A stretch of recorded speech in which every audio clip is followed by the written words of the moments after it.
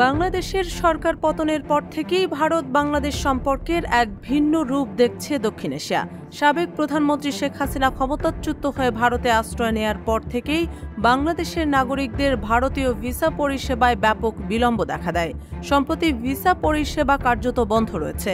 আবার সময় মতো ভিসা না পাওয়ায় গত ২৬ আগস্ট রাজধানী ঢাকায় ভারতীয় ভিসা আবেদন কেন্দ্রে বিক্ষোভ করেন অনেকেই। এই প্রেক্ষিতে বাংলাদেশের নাগরিকদের ভিসার আবেদনের ক্ষেত্রে অবস্থান স্পষ্ট করেছে ভারতের পররাষ্ট্র মন্ত্রণালয়।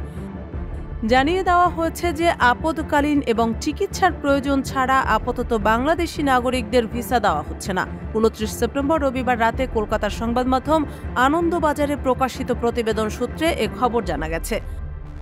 ভারতের পররাষ্ট্র মন্ত্রণালয়ের মুখপাত্র রণধীর জেসওয়াল বলেছেন, আপাতত বাংলাদেশিদের চিকিৎসার এবং জরুরি প্রয়োজনে ভিসা দেওয়া হচ্ছে। যখন বাংলাদেশের পরিস্থিতি স্বাভাবিক হবে তখন পূর্ণমাত্রায় কাজ শুরু হবে এবং ভিসা প্রদানও স্বাভাবিক হবে। উল্লেখ্য যে গত আগস্টে ছাত্র জনতার গণ আন্দোলনের মুখে বাংলাদেশের প্রধানমন্ত্রী পদ থেকে শেখ হাসিনা পদত্যাগ করে ভারতে পালিয়ে যাওয়ার পর থেকেই বন্ধ রয়েছে ভারতীয় ভিসা পরিষেবা। পরে ভারতীয় দূতাবাসের বহু কর্মীকে ভারতে ফিরিয়ে নেয় দেশটি।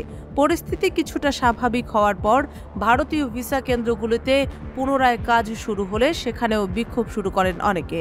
স্লোগান উঠে এক দফা এক দাবি, ভিসা চাই ভিসা চাই। এর জেরে ফের ব্যাহত হয় কার্যক্রম। বাধ্য হয়ে ভারতীয় দূতাবাস এবং ভিসা কেন্দ্রগুলিতে বাড়তি নিরাপত্তা মোতায়েন করে ডক্টর মোহাম্মদ ইউনূসের অন্তর্বর্তীকালীন সরকার। এর মধ্যে সেপ্টেম্বর থেকে আবার জরুরি ভিত্তিতে পরিষেবা দেওয়া শুরু হয় ভিসা আবেদন কেন্দ্রগুলোতে। ভারতীয় ভিসা আবেদন কেন্দ্র জানিয়েছে, প্রাথমিকভাবে ভিসা সেন্টার খুলছে ঢাকা, রাজশাহী, চট্টগ্রাম, সিলেট ও খুলনায়।